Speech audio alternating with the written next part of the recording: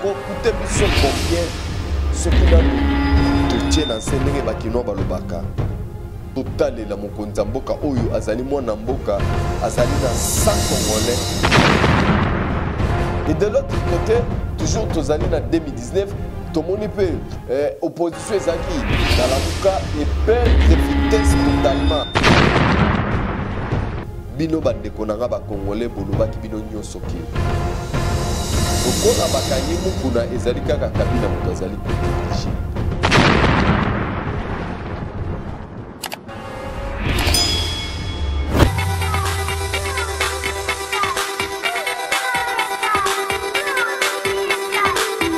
C'est bien votre journaliste Ali Raphaël Kengele, le défenseur du bien. Vous êtes sur la chaîne Émergence, une chaîne qui vous pousse à aller vers le haut. Abonnez-vous très nombreux à notre chaîne et surtout mettez une pouce.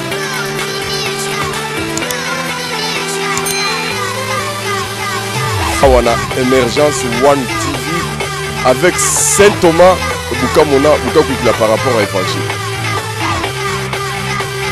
Mbote na ba internaute nyonso ya monde entier, surtout ba Congolais, ba patriotes oyo balinga mboka na bango Congo, vraiment bienvenue na Émergence One TV avec Saint Thomas à travers magazine Nabino, soki monité condimate Évangile oyo ezali prévu rien que pour na ba Congolais ba oyo balinga mboka na bango ba oyo bazali na amour du Congo pe amour ya ba Congolais tikana kene rapidement ko pesa mbote ebele bele na oyo ya ngai ndeko Kiki Kezongle grand manager ya batu ya mama Bibiane BBC, sans oublier fédération nyonso ya UDPS Luxembourg Moussala qui toko boko base kokoba donc bozo sala déjà différence. Je crois que Mikolo Koya ba va redécouvrir ba kondima, sans oublier aussi depuis Londres couple Carlos na Sandrine.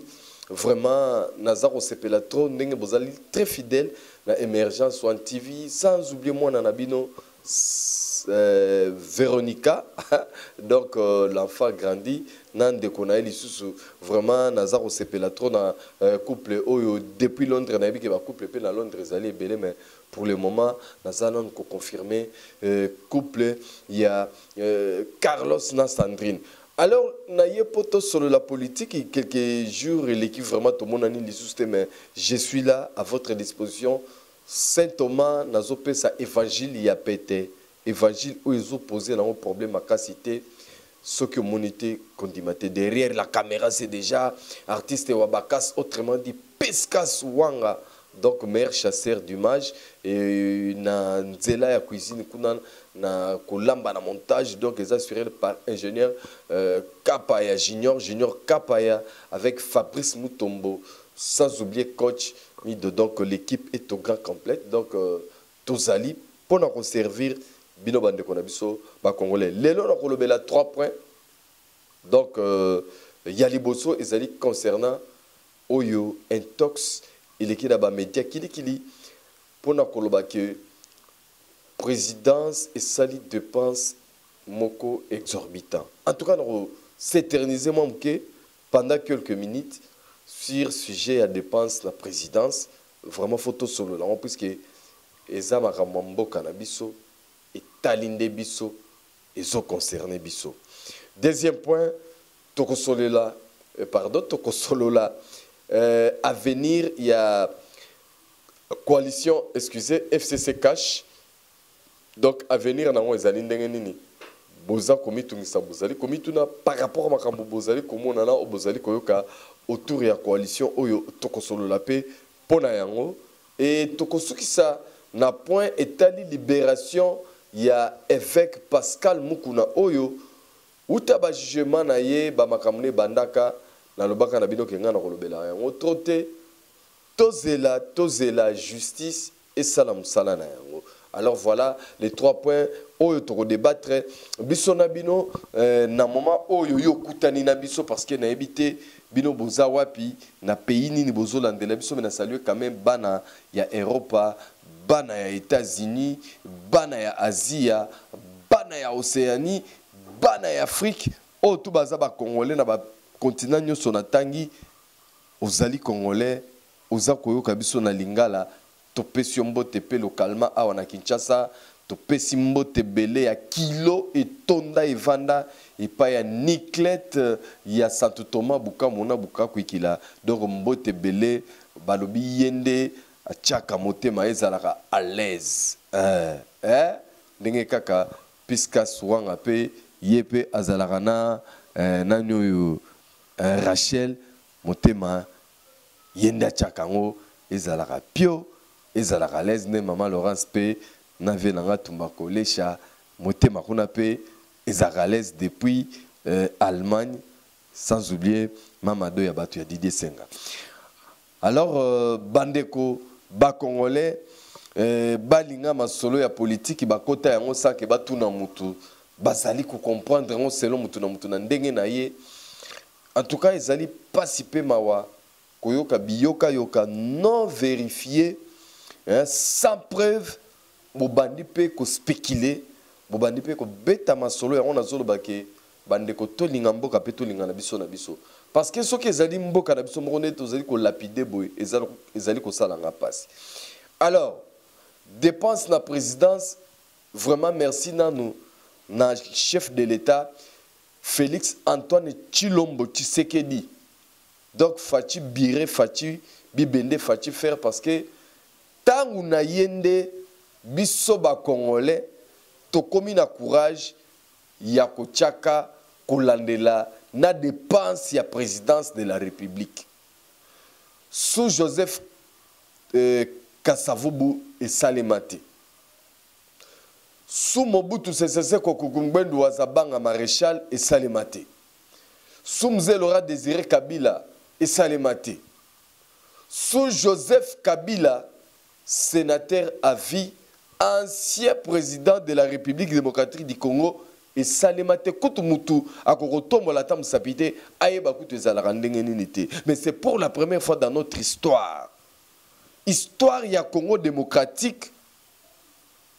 Petit peuple à découvrir ayeba que présidence de la République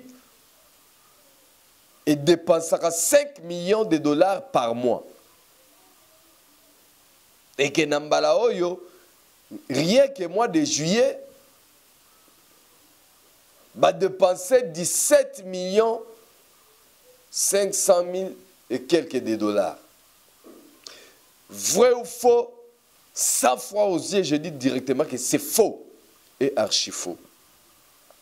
Bandeko, nalobaki na bino mikolo le kaka que ezali na campagne moko ezali bien montée, très bien montée.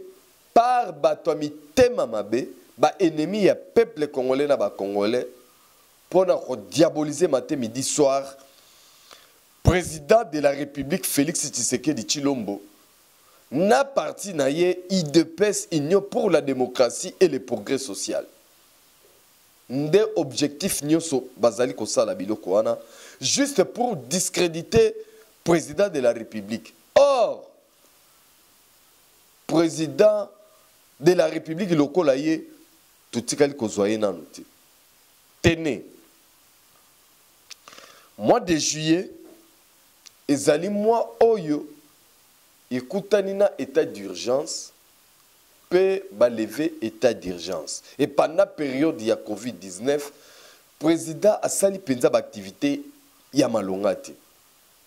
Bandeko. Ce qui se passe, président de la République, na présidence, va dépenser au moins 17 millions rien que dans le mois de juillet. Bon, depuis investiture naïe. Période va surnommer Magellan. Na ba voyage kili ba koki ko bimsela bisope ba monta oyo. Ezala dépenser par mois. Na ba tuya maye le mingio ba bimeli biso lelo. Congolais bimisa maele na développement. Congolais la mouka tika débat na ba fitilité ezangatina. Le chef de l'État est le premier citoyen congolais. Et lui, il veille, c'est comme un père qui veille pour le bien-être de ses enfants. azali papa oyo azali koveye po bana na ye bazala toujours malamu. Et papa ya ndenge wana ye moko akoki jamais, alors je dis jamais, koyiba lisusu bana na ye moko propre. Ata bino moko. Mais tala motema mabe na biso tobandi koloba bilobela. Mais président de la République on tolobi na mois de juillet pas m'a dépensé 17 millions. Mais ayeli biso contrat ya ba investisseur allemand oyo bazoya na baye na investissement bazoya te mais baye na investissement il y a plus de 50 milliards d'euros. Je dis bien plus de 50 milliards d'euros et non des dollars avec la grande banque allemande. Oyo bino moko bebi ezali Allemagne ezali première puissance économique na kati ya Union européenne. Bangonde bazoya ba premier investisseur na RDC. Oyo Badolphe Mozito balakela kabiso ke bakosala nyonso pour pas déstabiliser RDC ba investisseur bayati. Et tout nyonso wana na ba effort na diplomatie ajustante ya chef de l'État Félix Antoine Tshilombo Tshisekedi. Bande kona ngai tolinga mboka tolinga ba Congolais. Vraiment tolinga mboka tolinga ba Congolais. Et qu'on coûte biso combien ce qui n'a nous to tient dans ces nenge bakino balobaka to tient dans ces likolo le kikilo total la mokonza mboka oyo azali mwana mboka azali na 100 Congolais azali kosala nyonso possible pour ça la fierté non seulement ya biso ba Congolais mais ya lit oyo tata na ye abundaki pendant plusieurs décennies juste pour instaurer démocratie na état de droit. Mais pourquoi tous allez créer Bazizani, tous allez kotia mato na biyoka yoka?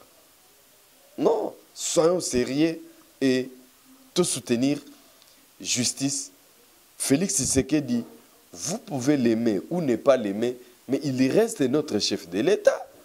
Donc Félix Tshisekedi olingaye te azali chef de l'État na biso. Alors soko zali na sanction makasi. Oyoyo lingi opesa na Félix Tshisekedi ndekonangai, quel que soit dépense de la présidence, quel que soit fonctionnement na, quel que soit motema pasi ozakoyoka. Alors cette sanction oyo ba prévoir pour na yo. C'est leur constitution, c'est leur droit oyo ezali ko revenir na yo yo ndekonangai congolais ezali kaka na moyen ya urne à travers élection au sanctionner Félix Tshisekedi soit au renouveler mandat nae soit au sanctionner pour na yo mutu mususu aya kusala selon volonté na yo. Donc bo sana biloko wana ezali biloko ya lokuta monter de toutes pièces na ba laboratoire ya batu ya motema mabe parce que il faut boyeba ke ezali na ba congolais ba vrai congolais oyo bango matin midi soir ba vandi pour na déstabiliser Congo na ba congolais pour na intérêt na bango personnel et individuel. Boyeba lisusu ke même Jésus-Christ de Nazareth, azalaki na 12 disciples. Mais Judas azalaki égyptien, azalaki philistin, Judas azalaki Yuda. Peu bozoka na kombo na ye. Judas. Donalinga la na Yuda. Mais yende azalaki propre frère ya Jésus. Ndeko ya Jésus.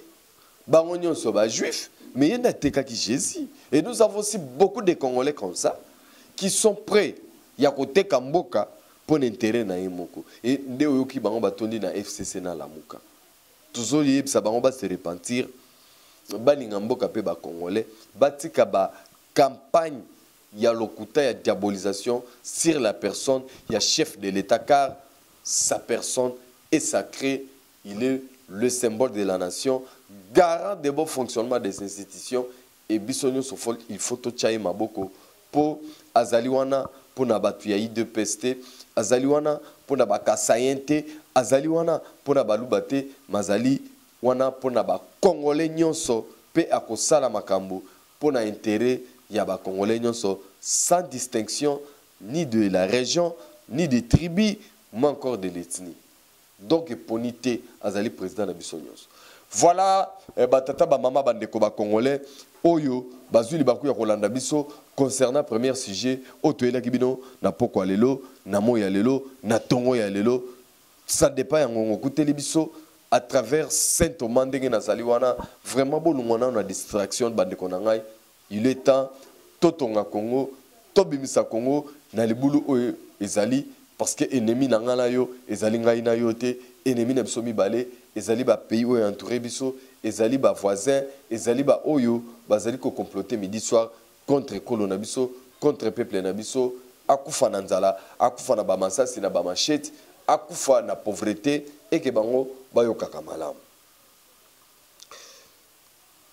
Toleki na deuxième point, lokola tokoti deuxième point tika na pesa mbote belé na Edi Kalubi Ngandu, un bon disciple fait comme son maître depuis Japon Osaka avec le professeur Lukumo Nansenda, grand architecte na université à Kobe, toujours na Japon, bango bazali ko la fierté ya kosakanate na bosanité depuis Paris na kati France maman Solange Abatwa Chesco Mama do ya bato Didé Senga depuis Afrique du Sud na pesi binombote na ko bosanate ba africain bazali Grégoire depuis Pointe-Noire balanda kabiso et ça la kabiso plaisir et sakanate Patrick Nyongo ni pe d'Afrique du Sud wanande biso c'est le plaisir sans oublier KG depuis Bukavu.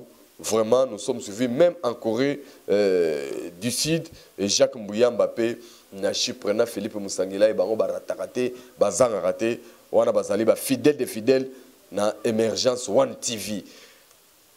Quel avenir pour FCC Cash Coalition Oyolelo, ils allaient ici pouvoir na moyen politique.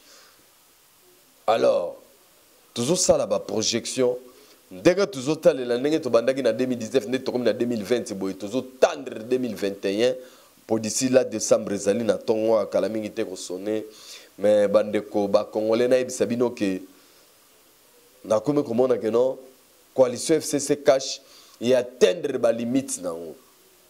Alors comme constitution boyebi que constitution prévoir les solo ya coalition par rapport à moyen ko gouverner mboka. Et pour obtenir coalition Malamo, c'est à travers les institutions, à travers le Parlement, où on doit identifier la majorité. Maintenant, coalition en place, ils ont à Siwanate, ils ont coalition Moro et Vandeli.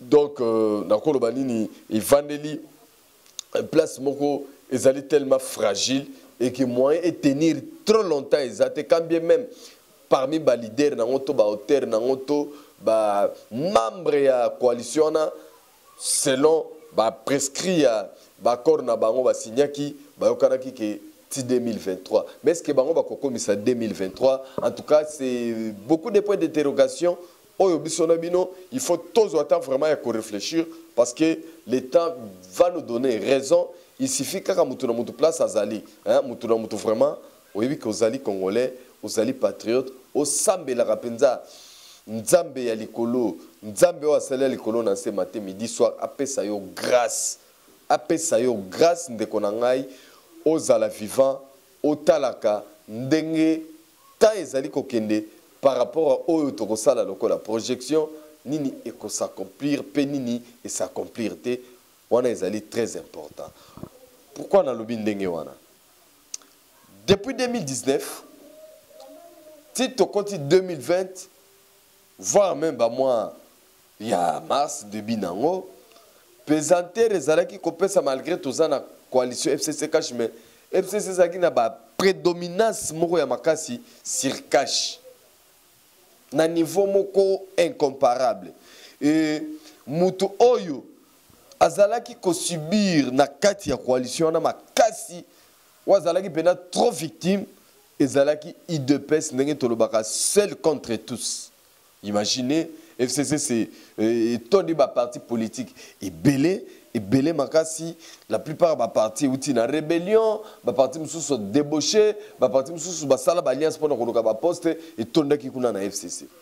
Il a fallu quelques tapos ba défection ba na kosala manakati ya FCC ba ati balongwa ba vent ya ndenge na ndenge et ya na kati ya FCC et puis de plus en plus tu es comme on a que tout souper il y a même problème et qu'on l'a tapé INC on a cette fois là INCP est tombé victime et du problème là l'État leader ya INC à côté prison ba condamné vraiment balance baluki. Et de l'autre côté toujours tozali na 2019 tout le monde peut opposition ezaki na lamuka et perdre vitesse totalement ba leader na bango la plupart Sengia bando to banina Matungulu a gagné retravailler na Félix Tshisekedi pour représenter RDC na BAD pardon Banque africaine de développement et tout ko soit Moïse Katumbi a créé parti politique na yé a zonga ko vanda na Congo calmement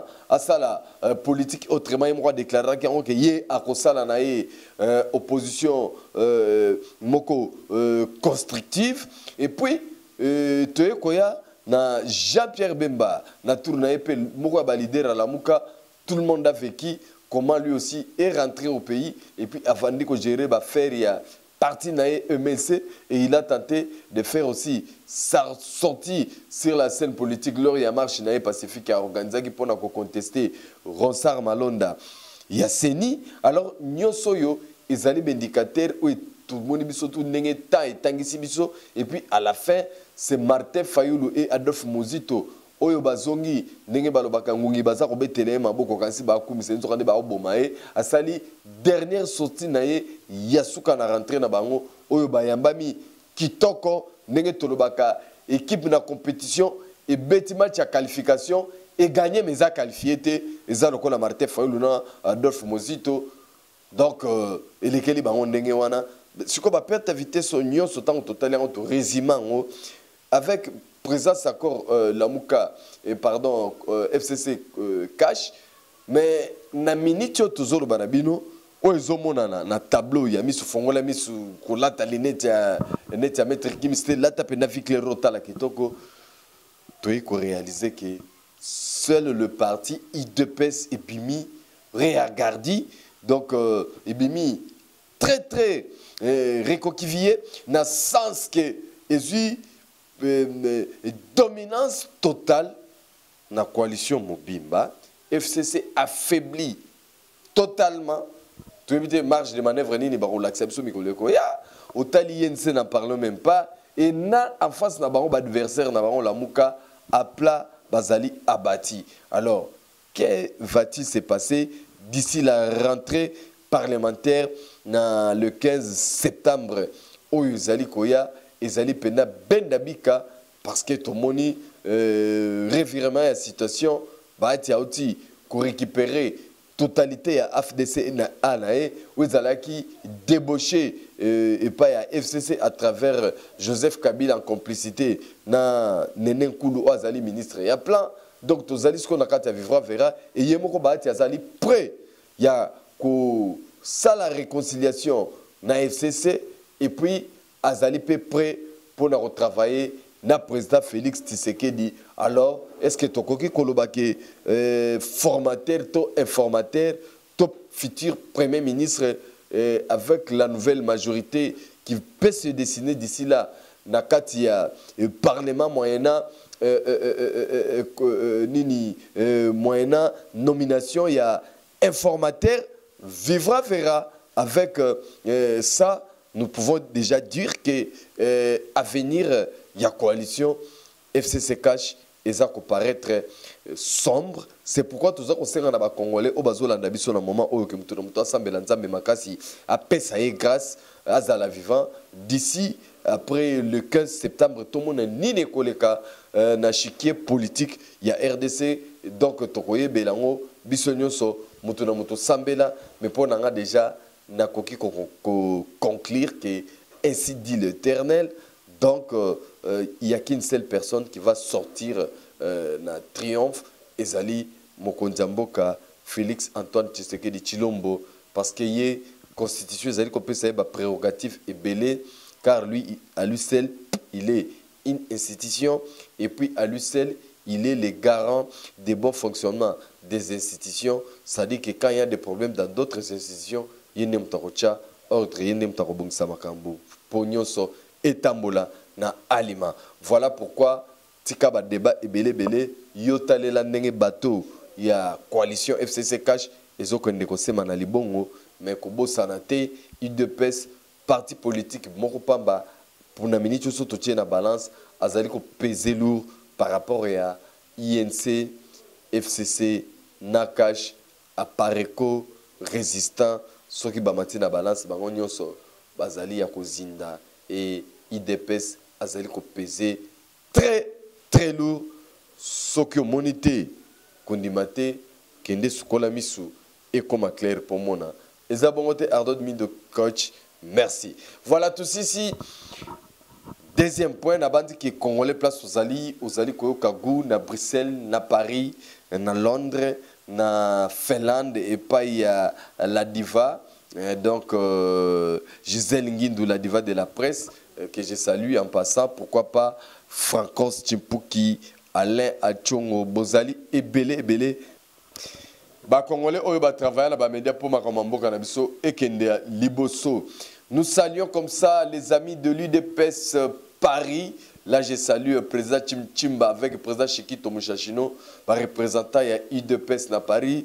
Sans oublier de tout l'état président JC Moulamba UDPS Grenoble toujours à Kinshasa au Forêt Moulin zali ko bunda bituma na terrain mais kuna na Grenoble bozala kabino. Bana Luxembourg avec Jean-Jacques Penarobo Sanayote, Moninga Yakiki Kazong, donc toujours beau travailler, binonde, yé penza zali manager ya solo, tuchelie motema pona mikolo koya, makambo ekozala minene.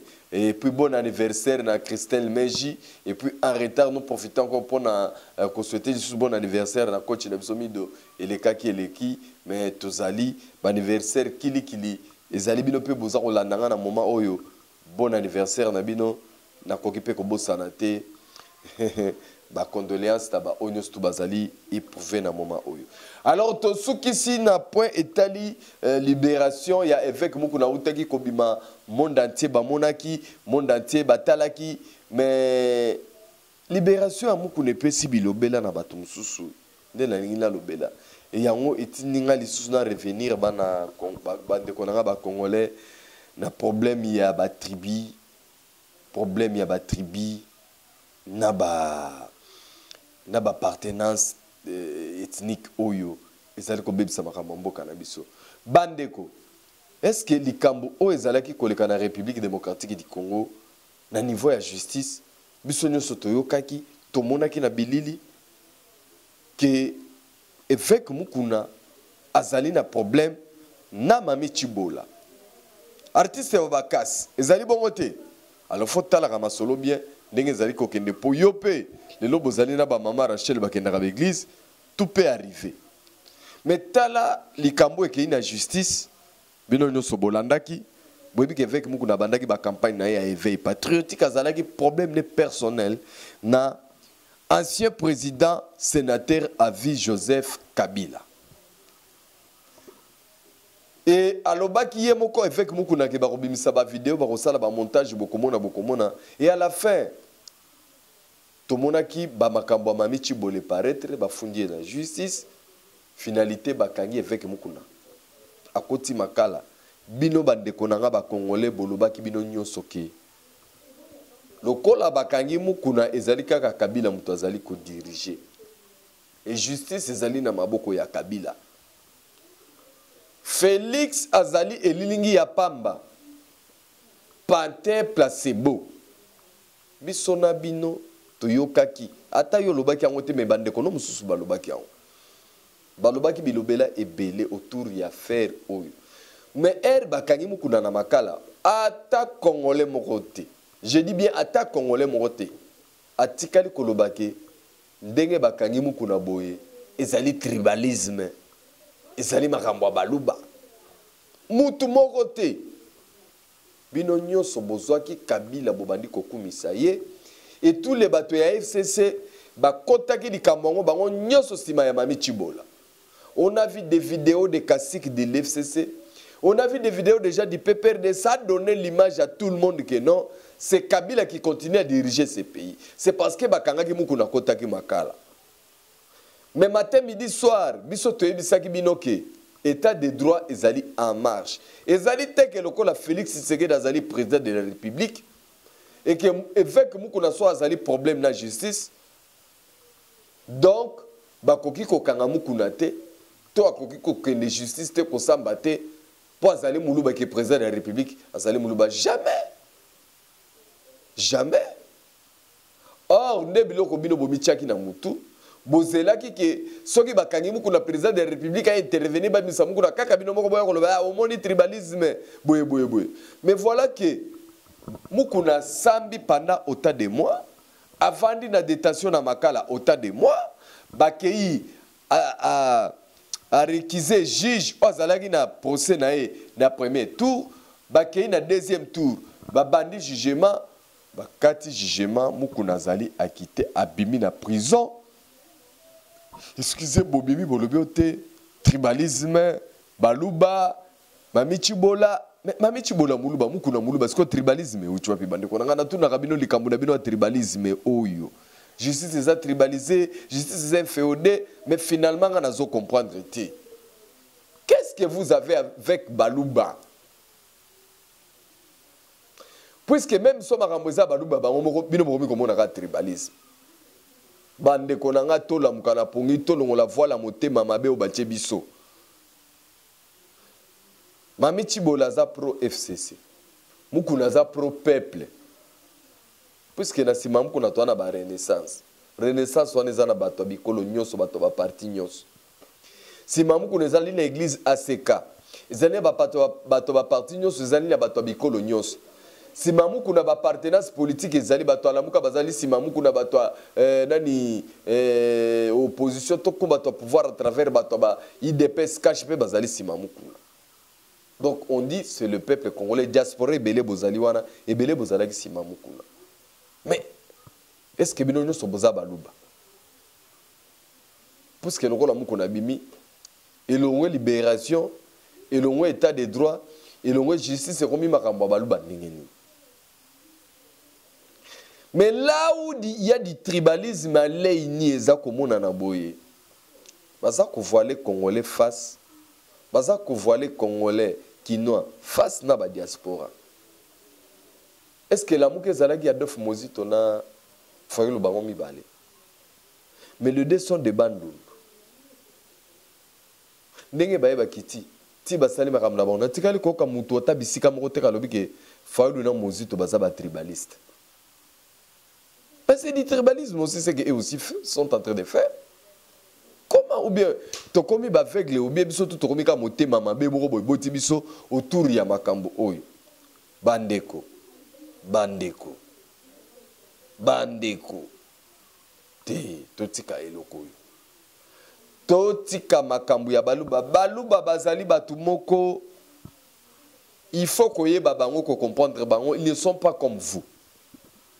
Parce que nous avons vécu deux épreuves. On a vu l'affaire Ngoïka Sanji Gabriel Moki. On a vu l'affaire Mukuna Mami Chibola. On a vu l'affaire Moïse Mbiye, si c'est la fille là, si c'est Eliane, si c'est Eliane.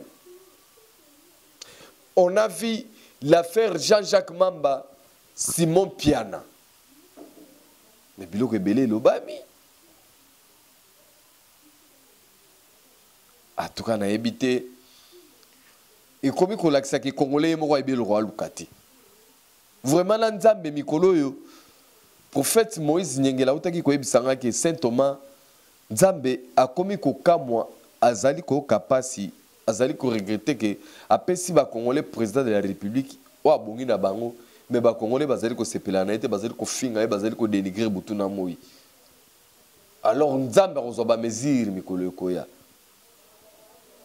Akozala suna mawate. Parce que bino bolingi oyokate, on établit la justice, vous criez. Non, ce n'est pas juste. Voilà bandeko. Banda lelo ebake évêque mukuna azali libre au nom de la justice. Et puis justice pepe qui si mami chibolate a ça la lisusu appelle soit azali kaka satisfait. A qui n'a interjeté appel justice ezana wana ba koyamba ba ngoli suba na kosamba lisusu ba ngombe balende bomoni kaka ba vital camere pe bazo continuer kosamba na appel. Donc justice a d'éviter ces actes. Mais tu le dis que état de droit c'est vendu à 100% na mboka na biso ezali processus et tolobite que nyoso ba chiche bazali ko ça les ali parfait. Non non non non non.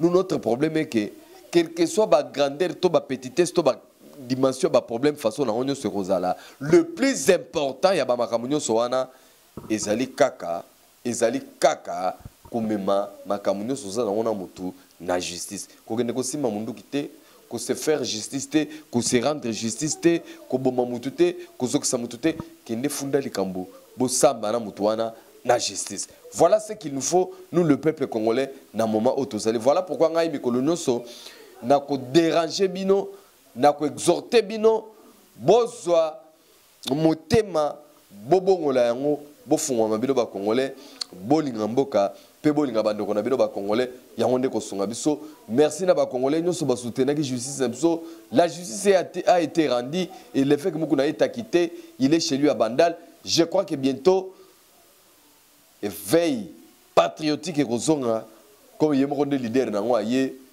donc bozala survivant na ngambo mususu wana mille le koti toyebite carton ni bakobimisa ya sika parce que mutu na bango roi Leopold mutu mwindo bango balingaka te mutu toucher mutu simba na minute oyo makolo makolenga Rwanda kuna eza ande bandade donc vivra verra. Merci encore une fois na tous les Congolais de près ou de loin ba soutenaki évêque Mukuna et naïbisi bino ke évêque Mukuna za congolais mamichi bolaza congolais bangonyo so bakasayen bangonyo so baluba mais devant justice o azana raison o azana tort ezali makambo ekolote ezali makambo tribité ezali makambo etalinde ba congolais vraiment na tondi bino botondi po bozala ke belé kolanda biso na pesi mbote na baoyo ya ngai. Ça je salue vraiment mes enfants, je vois Plamedi, Joséphine, autrement dit, Maka, et Makatema, et Nakobo Sanate, et Jili Chanda. Donc, sans oublier Gad Likabebu Kassawana, le grand finaliste héritier du trône, et sans oublier la princesse de l'air, princesse Brinel, et pourquoi pas Yemoko, la reine de l'air, reine, hein. Merci à Niamey, autrement dit, merci à Niamey, autrement dit, Kamwanya Bukasa, et merci.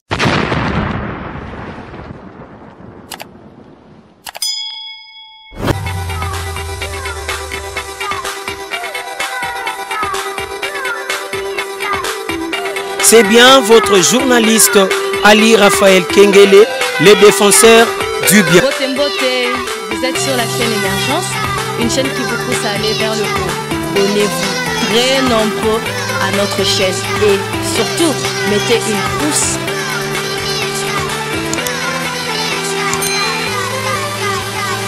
Awana Émergence One TV avec Saint Thomas Boukamona Boukakoukila par rapport à Évangile.